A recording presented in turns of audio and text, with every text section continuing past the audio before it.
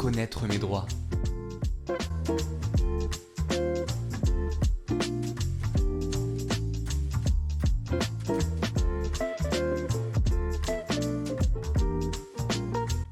Que dit la loi ?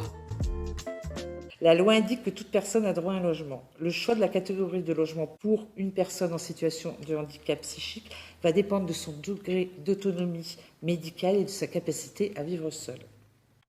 Le logement social.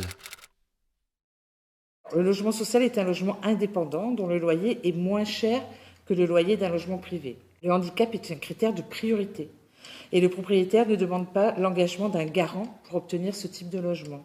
Les logements sociaux se situent le plus souvent à proximité des commerces, des écoles, ce qui est important pour les personnes qui ne sont pas véhiculées. Ils présentent donc ces avantages, mais également quelques inconvénients. Les démarches sont longues, car il manque de logements sociaux. On ne choisit pas la taille, la disposition, le nombre de ces pièces, car il est attribué en fonction du nombre de personnes qui composent le foyer. Il faut pouvoir supporter la vie en collectivité et ne pas craindre ou créer des troubles de voisinage. Le logement privé.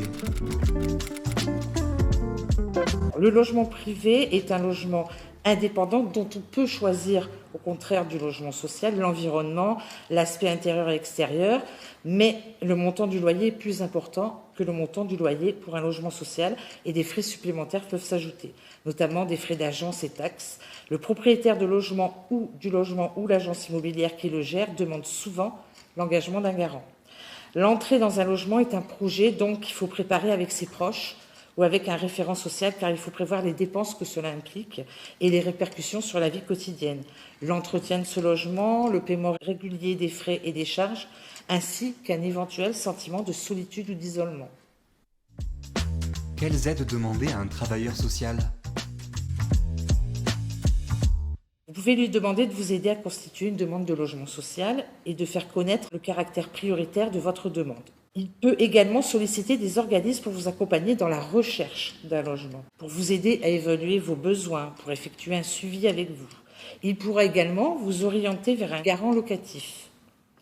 Immédiatement après la signature du contrat de location de votre logement, il pourra vous indiquer quelles sont les aides financières que vous pourrez solliciter pour régler notamment le premier loyer et pour obtenir une aide au logement qui paiera une partie de votre loyer chaque mois. Si vous ne bénéficiez pas de l'aide d'un travailleur social ou médico-social, vous pouvez contacter le Centre communal d'action sociale, le CCAS de votre commune, qui vous accompagnera dans vos démarches.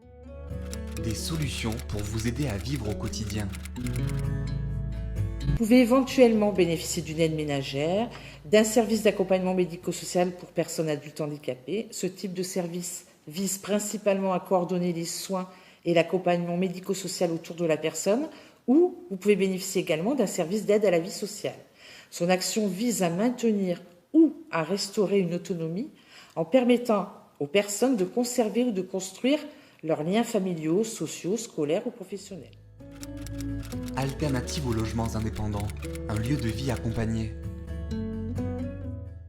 Vous pouvez vous orienter vers une pension de famille. C'est une résidence de petite taille qui propose des appartements indépendants dans un cadre sécurisant. Elle accueille les résidents sans limitation de durée. Les employés proposent des accompagnements adaptés à la situation de chacun et des animations. Votre travailleur social peut proposer votre candidature qui passera en commission d'attribution lorsque des places se libéreront. Il existe 10 pensions de famille dans le Var, dont un établissement à Brignoles et un à Saint-Maximin. Il existe également un dispositif appelé famille gouvernante. Il s'agit de logements où les résidents, qui sont locataires, disposent d'une chambre privative et partagent les parties communes. Ils bénéficient des services d'une auxiliaire de vie sociale, appelée gouvernante, qui les aide dans la gestion de la vie quotidienne, pour les courses, l'entretien des repas, etc. Il y a un logement pour 6 hommes au Val et pour 5 personnes, hommes et femmes, à Saint-Maximin. Pour les plus fragiles qui ont besoin de soins et d'un suivi médical, il existe des appartements de coordination thérapeutique. Il s'agit d'un hébergement temporaire dans un appartement individuel. Ce dispositif s'adresse à des personnes isolées, des couples ou des familles qui souhaitent bénéficier d'un accompagnement médico-social, avec un suivi, la coordination des soins, l'observation des traitements, un accompagnement psychologique et une aide à l'insertion. Il y a 25 appartements de ce type qui se situent à Brignoles, Draguignan, Fréjus et Hyères, dont 6 à Brignoles, du studio au T3, meublé et équipé. L'orientation sur ce dispositif se fait sur dossier lorsqu'une place se libère par l'intermédiaire d'un référent du secteur médico-social. L'accès au travail. La loi garantit l'égalité des droits et des chances pour les personnes en situation de handicap et assure à chacun la possibilité de choisir son projet de vie. Elle donne la priorité au travail en milieu ordinaire en développant des moyens pour inclure au mieux les personnes en situation de handicap. Elle oblige les entreprises de 20 salariés ou plus à employer au moins 6% de personnes en situation de handicap, reconnues par la Maison départementale des personnes handicapées. Pourtant, leur accès à l'emploi reste plus compliqué, alors qu'il est très important pour parvenir à une pleine autonomie et pour sortir de l'isolement. Les personnes en situation de handicap doivent surmonter de nombreux obstacles, notamment parfois les préjugés des employeurs et des collègues de travail sur leurs capacités, sur l'absentéisme, sur leur rentabilité, etc.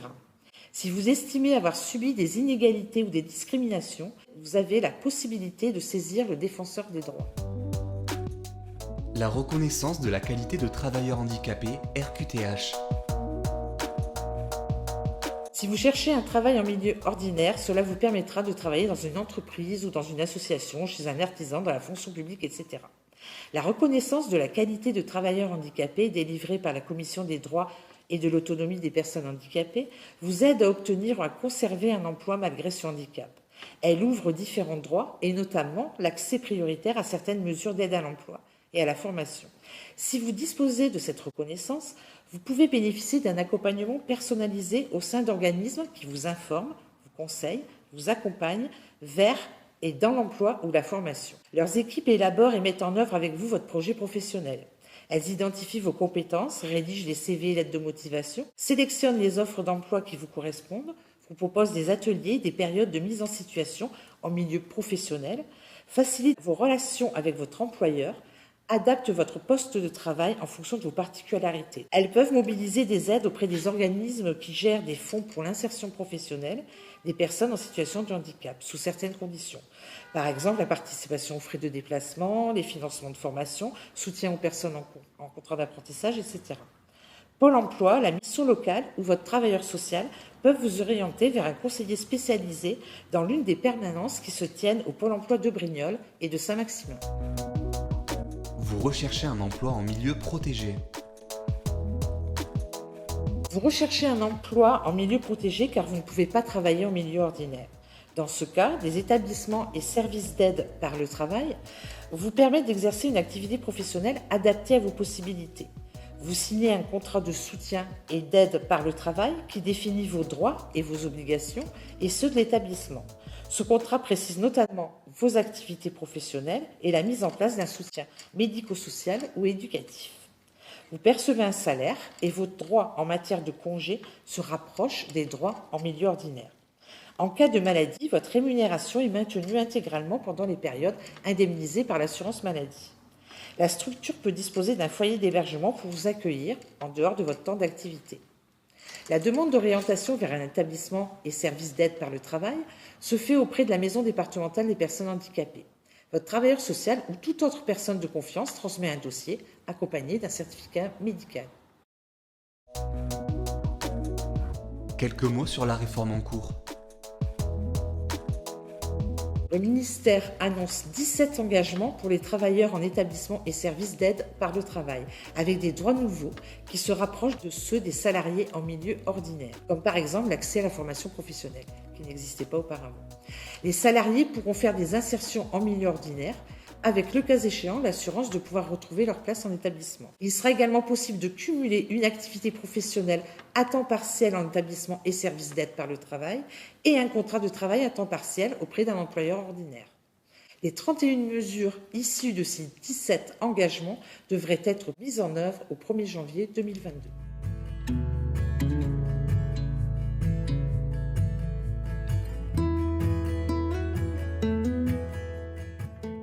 L'allocation pour demandeurs d'asile.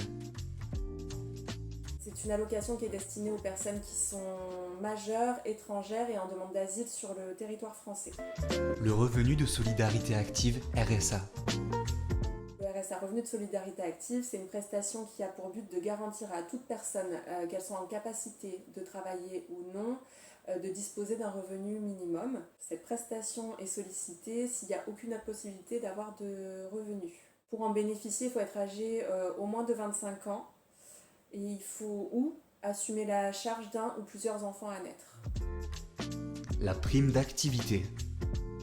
Elle permet un complément de revenu mensuel qui a pour objectif d'apporter un soutien financier aux travailleurs qui ont des revenus modestes. Les conditions, c'est d'exercer une activité professionnelle et d'avoir des revenus qui sont éligibles au versement de la prime d'activité. Là, cette prestation, elle est demandée aussi à la CAF et à la MSA et elle est versée aussi par ces organismes-là. Et il faut également déclarer chaque trimestre les ressources aux organismes pour pouvoir en bénéficier. L'allocation pour adultes handicapés AAH. Alors l'AAH, elle permet d'apporter une aide financière aux personnes qui souffrent d'un handicap soit physique soit psychique et qui ont des revenus modestes. Donc les conditions, c'est d'être âgé d'au moins 20 ans, d'avoir un taux de handicap qui est évalué par la MDPH et qui est compris soit entre 50 et 79%, soit supérieur ou égal à 80%. La demande, elle se transmet auprès de la MDPH et si c'est accordé, la prestation va être versée par la CAF ou la MSA. Donc il faut savoir que l'AAH, elle peut se cumuler pendant une certaine durée avec des revenus salariés, des indemnités journalières ou des allocations de chômage. La chose à laquelle il faut faire attention pour cette prestation, c'est que les délais de traitement sont plutôt longs, ça met au moins 6 mois. Et lorsqu'il faut faire le renouvellement, puisque ça a une date de fin quand c'est accordé, il faut faire le renouvellement au moins 6 mois à l'avance, avant la date de fin. La majoration pour la vie autonome.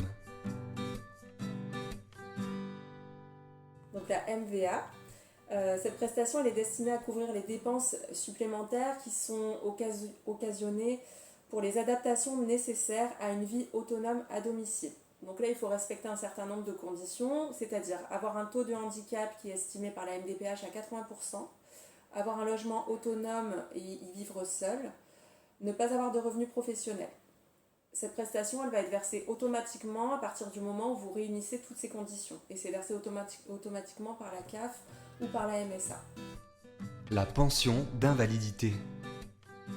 Le but de la pension d'invalidité, c'est d'accorder à l'assuré une pension pour compenser une perte de salaire due à la réduction de sa capacité de travail.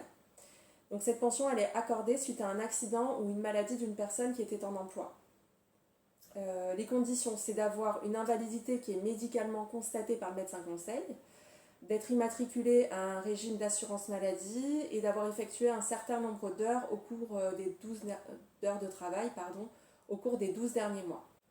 Cette prestation, elle se demande à la caisse d'assurance maladie. Son montant, il est variable parce qu'il est calculé en fait en fonction des salaires qu'on a perçus lors des précédentes années. Et on peut demander, en plus de la pension d'invalidité, une allocation supplémentaire d'invalidité qui va être attribuée en fonction du montant que vous avez de votre pension de base en fait.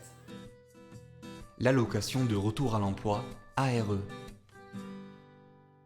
Alors, l'allocation de retour à l'emploi, c'est ce qu'on peut appeler l'allocation chômage en fait. Donc c'est l'ARE. Elle est versée par le Pôle emploi. Elle est destinée aux personnes qui sont privées d'emploi, donc souvent des personnes licenciées en fait. Les conditions, il faut être inscrit pour y prétendre, il faut être inscrit comme demandeur d'emploi au Pôle emploi, avoir travaillé au moins 130 jours ouvrés, ne pas avoir démissionné et être apte à l'emploi, mais aussi en recherche d'emploi. Donc cette prestation se demande par le biais du Pôle emploi. La durée d'indemnisation, elle va dépendre de la période qui a été travaillée et le montant versé va dépendre des salaires qui ont été perçus. L'allocation de solidarité spécifique. L'allocation de solidarité spécifique, ASS, qui est aussi une prestation du Pôle emploi. Elle se demande dans le cas où vous arrivez en fin de droit ARE, donc la prestation que j'ai citée précédemment. La demande, elle est étudiée par le Pôle emploi parce que là, il faut réunir plusieurs conditions pour avoir l'accord. L'ASS, elle est versée pour une période de 6 mois qui peut être renouvelable une fois et son montant, il est à peu près équivalent au montant du RSA. L'allocation de solidarité aux personnes âgées. Donc l'allocation de solidarité aux personnes âgées, qu'on appelle aussi l'ASPA, elle est attribuée aux personnes âgées qui ont l'âge de la retraite et qui perçoivent une retraite qui est inférieur au montant du minimum vieillesse. Et cette prestation, elle se demande et elle va être versée par la caisse de retraite. Quelques prestations familiales. Donc il existe des prestations familiales qui peuvent être versées par la CAF ou la MSA. Succinctement, celles qui existent, ce sont la PAJE qui est versée pour les enfants de 0 à 3 ans, les allocations familiales à partir du moment où on a 2 enfants mineurs et l'allocation de soutien familial. Il existe aussi donc l'AEEH, c'est l'allocation d'éducation de l'enfant handicapé. C'est une prestation qui est versée et qui se demande à la MDPH. Elle a pour but d'aider les familles à faire face aux frais supplémentaires qu'entraîne le handicap d'un enfant qui est à charge. La complémentaire santé solidarité. Alors la complémentaire santé solidaire, c'est ce qu'on appelait avant la CMUC. Elle permet aux personnes qui ont des revenus modestes d'avoir une complémentaire santé en fait. Elle peut être soit totalement prise en charge par l'État, soit participative, donc les personnes versent un petit montant pour pouvoir en bénéficier. Et ça, c'est calculé en fonction des revenus du foyer. Il y a quelque chose qu'il est important de savoir pour les personnes qui ont les minima sociaux, c'est qu'en cas de difficultés financières qui ont des conséquences directes sur votre vie quotidienne, par exemple, vous n'avez plus de quoi faire vos courses, plus les moyens, vous ne pouvez plus payer votre loyer, payer vos factures, vous ne pouvez pas accéder aux soins, il existe des aides exceptionnelles qui peuvent être sollicitées par des travailleurs sociaux en fait.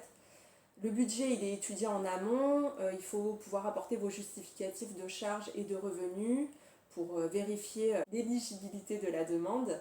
Voilà, mais si vous vous retrouvez dans ce cas de figure, il ne faut pas hésiter à aller voir un travailleur social pour avoir de l'aide et pas vous retrouver dans une situation qui peut être très très difficile à vivre. Voilà.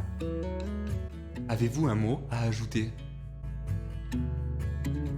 Je veux bien dire qu'en France, il y a de nombreuses personnes qui ne sont pas informées sur leurs droits et qui rencontrent du coup de grandes difficultés financières. Moi, ce que je voudrais dire à ces personnes, c'est qu'il ne faut pas hésiter à solliciter les assistants de services sociaux, donc que ce soit au conseil départemental, au CCAS, dans les associations, dans les CNP ou même à l'hôpital si jamais vous êtes hospitalisé. Voilà, surtout ne pas hésiter, on est là pour ça et ça vous permettra d'être informé sur vos droits, de pouvoir y accéder, d'être renseigné, guidé et surtout nous, ça nous permet de vous apporter vraiment notre soutien. Donc n'hésitez pas à venir nous rencontrer.